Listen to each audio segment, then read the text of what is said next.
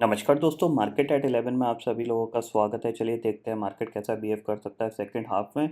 थोड़ा-सा मेरे को नेगेटिव व्यू आ रहा है यहाँ पे, तो थोड़ा-सा वीडियो जल्दी बना रहा हूँ ताकि आप लोगों को कोई पोजीशन मिल सके। बट स्टिल मार्केट यहाँ पे ऑलरेडी गिरना स्टार्ट हो गया है, तो देखते हैं आपको अपॉर्चुनिटी मिल पाएगी या नहीं मिल पाएगी। सबसे पहले यहाँ पे देखते हैं, अगर ऑप्शन चेन में देखें यहाँ पे, अगर मैं इसको रिफ्रेश करता हूँ एक बार, तो क्लियरली यहाँ पे कुछ इंडिकेशन मिलेंगे हमें, जो कि बताएंगे कि मार्केट सेकंड हाफ में कैसा बिहेव कर सकता है। 16,300 के लेवल पर मार्केट निफ्टी ऊपर निकलने की कोशिश किया था, यहाँ पे थोड़ी देर कामकाज किया लेकिन फिर नीचे आ गया है। 16,300 पे 52 लाख का ओपन इंटरेस्ट खड़ा हुआ है, और कॉल साइड पे और पुट साइड पे 41 लाख का ओपन इंटरेस्ट खड़ा है। इसका मतलब क्या है, 16,300 के ऊपर टिकना थोड़ा सा मुश्किल है क्योंकि कॉल राइटर एग्रेसिव हैं। नीचे बढ़ते हैं, 16,200 पे 21 लाख का ओपन इंटरेस्ट है कॉल साइड पे, और पुट साइड पे है 50 लाख का ओपन इंटरेस्ट। यानी मेन प्रॉब्लम स्टार्ट होगी 16,200 के नीचे जाने पे। ठीक है, अब समझते हैं यहाँ पे चार्ट पे कैसा निफ्टी और बैंक निफ्टी दिख रहा है। तो सबसे पहले निफ्टी देखते हैं। देखो, निफ्टी का ये चार्ट है इंट्राडे का, इसमें कुछ इंपॉर्टेंट चीज़ें हैं जो मैं आपको शेयर करना जा रहा हूँ। सुबह सुबह एक मार्केट ने एक तेज़ी का रुख अपनाया था, आपको क्लियरली दिखेगा यहाँ पे। ये एक प्राइस एक्शन ऊपर की तरफ बनने की कोशिश कर रहा था, आप देख सकते हैं। यहाँ से ये आया, फिर इसने रिट्रेस दिया, और फिर इसने ये हाई बनाया, फिर एक रिट्रेसमेंट, और ये आपका कह सकते हो इसने फिर ये एक हाई बनाया है। लेकिन उसके बाद क्या हुआ, अगर देखो देखो सिंपल सा लॉजिक है यहाँ पे। अगर ये प्राइस एक्शन पॉजिटिव है, और मार्केट को ऊपर जाना है, तो ऊपर जाने के लिए इम्पॉर्टेंट चीज़ क्या होती है, ये जो सपोर्ट बनना चाहिए था, ये मार्केट ने सपोर्ट नहीं लिया और उसको ब्रेक कर दिया। ठीक है ना, ये आपको ब्रेक दिख रहा है यहाँ पे। ठीक है, लेट अस सपोज यहाँ पे मार्केट के पास स्पेस नहीं है सपोर्ट लेने के लिए, इसने इसको ब्रेक किया है। तो अगर ये पॉजिटिव ट्रेंड था, तो ये जो रिकवरी आई है, इस रिकवरी में इसको एक नया हाई बना देना चाहिए था। लेकिन हुआ क्या, इसने यहाँ पे, ये आप देख सकते हो, यहाँ पे इसने रेजिस्टेंस लिया और फिर एक नया स्विंग लो बना दिया। इसका मतलब क्या हुआ, इसका मतलब ये हुआ है कि यहाँ पे ये जो पॉजिटिव प्राइस एक्शन था, ये इतना सस्टेनेबल नहीं है। हम इस पे इतना ज़्यादा कॉन्फिडेंस नहीं कर सकते कि हम इंट्राडे की सेकंड हाफ में और तेज़ी करें। समझ रहे हो आप? तो आपको यही चीज़ ध्यान रखनी है कि यहाँ से ये जो नेगेटिव प्राइस एक्शन बन रहा है, क्योंकि आप देख सकते हो यहाँ पे कि ये यहाँ से ये गिरा, ठीक है, फिर ये इसने रिकवरी दी और फिर ये गिरा। तो हो सकता है ये दोबारा यहाँ से रिकवर करके इस तरीके से ये नीचे गिर जाए। ठीक है, आपको ये चीज़ समझनी है, इस तरीके से ये आ जाए नीचे। ठीक है, अब यहाँ पे इम्पॉर्टेंट क्या है, पॉजिटिव प्राइस एक्शन वालों के लिए इम्पॉर्टेंट क्या है कि अगर बाइंग साइड पे आप हो, तो आपका स्टॉप लॉस मैक्सिमम ये बनता है, जो कि है 16,675 का मैक्सिमम बता रहा हूँ। ये इसके नीचे चला गया तो इमीडिएटली अपनी पोजीशन को स्क्वायर ऑफ कर दीजिएगा। फिर एक नीचे एक कह सकते हैं शार्प सेलिंग भी आ सकती है, क्योंकि ऑलरेडी निफ्टी ने पिछले वीक काफ़ी अच्छे रिटर्न बना के दिए हैं।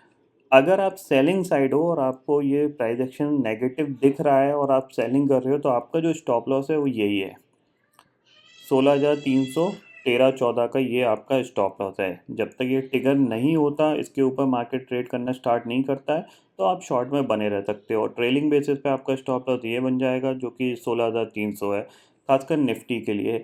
यहाँ पे अगर ये इसी पॉइंट पे रेजिस्टेंस लेता है, तो फिर ये अपने डे लो को टेस्ट कर सकता है, जो कि है 16,250 तक ये गिर सकता है। यानी इस पे आपको नज़र रखनी चाहिए। ये जो है निफ्टी के केस का प्राइस एक्शन मैंने आपको बता दिया है।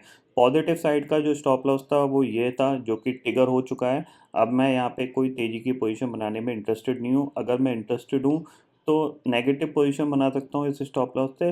अदरवाइज़ यहाँ पे मेरे लिए सेकंड हाफ मार्केट का कंसोलिडेशन वाला हो सकता है, या फिर नेगेटिव हो सकता है। पॉजिटिव ये थोड़ा सा नहीं लग रहा है, क्योंकि इतना रिट्रेसमेंट हो चुका है, तो चांसेस थोड़े से कम हैं। बैंक निफ्टी की बात करें तो बैंक निफ्टी थोड़ा सा स्ट्रॉन्ग दिख रहा था, लेकिन अब बैंक निफ्टी, जाहिर सी बात है, अगर निफ्टी नीचे आएगा तो बैंक निफ्टी ऊपर टिकने में बैंक निफ्टी को भी दिक्कत होगी। तो बैंक निफ्टी के लिए भी देख लेते हैं।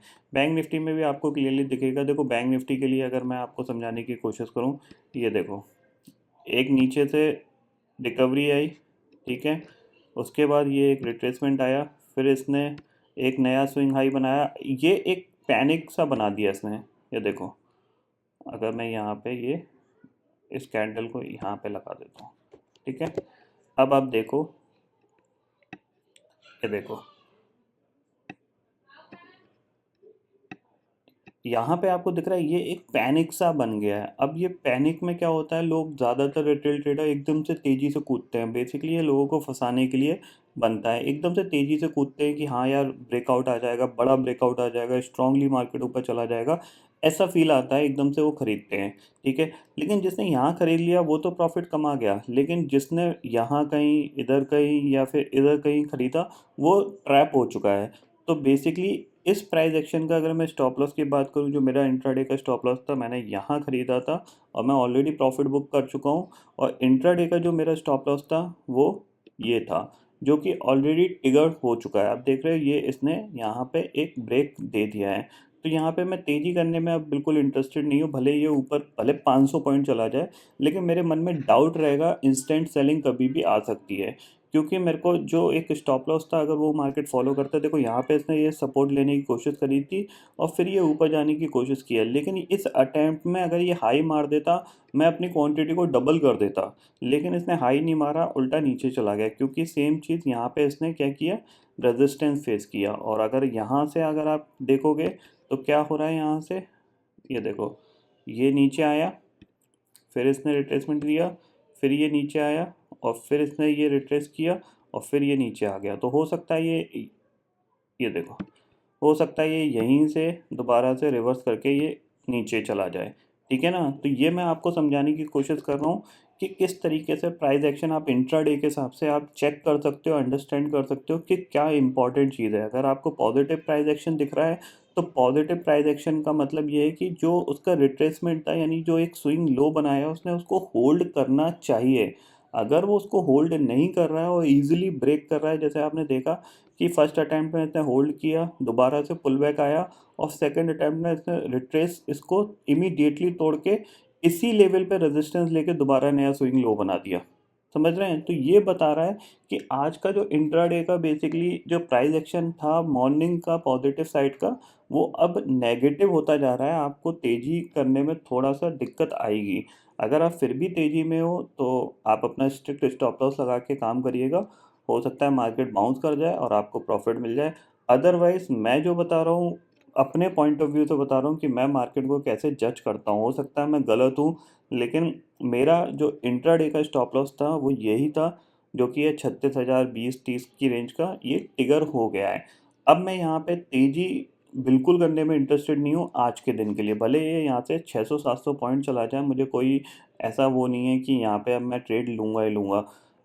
नेगेटिव साइड की अगर मैं ट्रेड लूँगा तो मेरे लिए जो स्टॉप लॉस बनेगा वो यही बनेगा, जो कि है 36,050 का। लेकिन 36,050 का स्टॉप लॉस बहुत नियरेस्ट है बैंक निफ्टी के लिए। अगर इस लेवल पे ट्रेड लेते हो तो आपका जो स्टॉप लॉस है वो 36,120 के आसपास का बनेगा। लेकिन इस स्टॉप लॉस से भी आप काम कर सकते हो। ये जो स्टॉप लॉस है 36,050 का, इस अगर ये स्टॉप लॉस ट्रिगर हो जाता है तो आप एग्जिट कर लो। अदरवाइज नीचे जो जगह है वो ये आपका टारगेट बन सकता है 35,800 का, अगर ये जाता है नीचे तो इन पे आप नज़र रखिए। सेकंड हाफ में इस तरीके का बिहेव कर सकता है मार्केट, जो कि मैंने आपको पूरा डिटेल्ड एक्सप्लेनेशन बताया है, जो कि स्पेशली अगर देखा जाए तो महंगे से महंगे बड़े बड़े कोर्सेज में डिस्क्राइब की जाती है ये चीज़। लोग बोलते हैं प्राइस एक्शन है, प्राइस एक्शन, लेकिन प्राइस एक्शन हर वक्त चेंज होता है।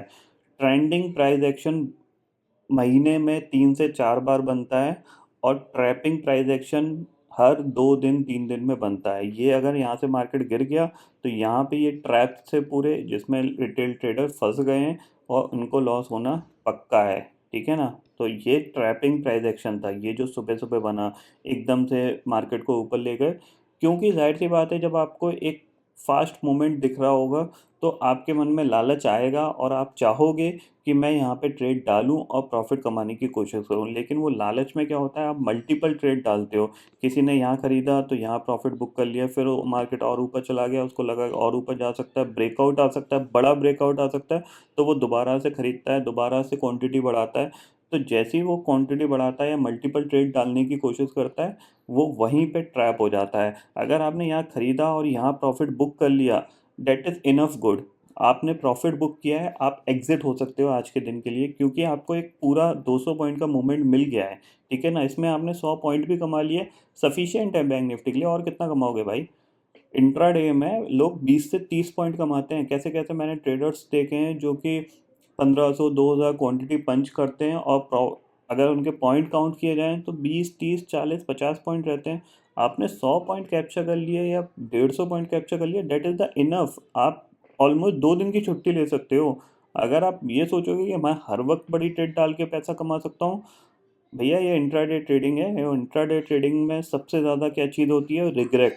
अगर आपकी पोजीशन सही जाएगी, आपने कम प्रॉफिट बुक किया, बड़ा प्रॉफिट मिल सकता था, तो रिग्रेट होगा आपका। आप सोच रहे थे कि ऐसा हो सकता है, मेरा स्टॉप लॉस ट्रिगर हो सकता है, मैं अपनी पोजीशन को एग्जिट कर लेता हूँ, वो ट्रिगर हो जाता है तो अभी रिग्रेट होगा।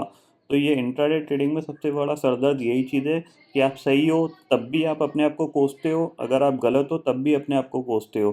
तो आप ये चीज़ समझो कि मुझे क्या इंट्राडे ट्रेडिंग के हिसाब से प्रॉफिटेबिलिटी को रखना चाहिए।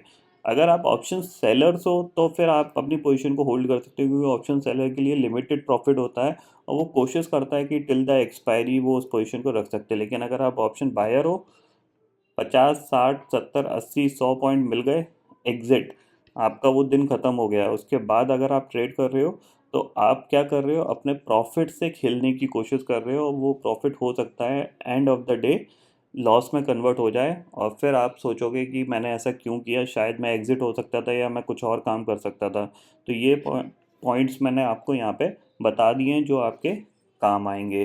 तो नज़र रखिए मार्केट कैसा बिहेव कर सकता है यहाँ पे, और जो टारगेट्स हैं वो मैंने आपको बता दिए हैं इंट्राडे के। ज़्यादा बड़े टारगेट्स नहीं है। निफ्टी के लिए आपके पास 30 से 40 पॉइंट का टारगेट है, और बैंक निफ्टी के लिए करीब 150 पॉइंट का टारगेट है, अगर आप स्ट्रिक्टली स्टॉप लॉस फॉलो करते हो। बाकी आप अपनी एनालिसिस ज़रूर लगा दीजिएगा। मेरे को जो जैसा मार्केट में लग रहा है वैसा मैंने आपको यहाँ पे बता दिया है। हो सकता है मैं गलत हूँ, ठीक है ना, लेकिन मेरा जो इंट्राडे का स्टॉप लॉस था वो ट्रिगर हो गया है निफ्टी और बैंक निफ्टी के लिए तेज़ी का। शॉर्ट करूँगा नहीं करूँगा ये नहीं पता मेरे को अभी, वो मैं देखूँगा मार्केट में। लेकिन तेज़ी का मेरा ट्रिगर हो गया है। अब यहाँ से मार्केट ऊपर कितना भी चला जाए मुझे कोई फ़र्क नहीं पड़ता। यहाँ पे मेरी तेज़ी की ट्रेड अब नहीं डलेगी। जो ट्रेड डलेगी आइदर द ऑप्शन सेलिंग की डलेगी फॉर द कंसोलिडेशन, या फिर जो नेगेटिव ट्रेड डलेगी, बस इससे ज़्यादा कुछ नहीं होगा। तो आई होप दोस्तों ये पर्टिकुलर डाटा आपको समझ में आ गया होगा। दोस्तों फिलहाल इस वीडियो में इतना ही है। आई होप ये वीडियो आपको पसंद आएगा। वीडियो पसंद आता है तो लाइक और शेयर ज़रूर करिएगा, और चैनल को जो सब्सक्राइब कर लीजिए, क्योंकि मैं सोची लेके आता रहूँगा हर दिन आपके लिए नए नए वीडियो। इसी के साथ शुक्रिया दोस्तों।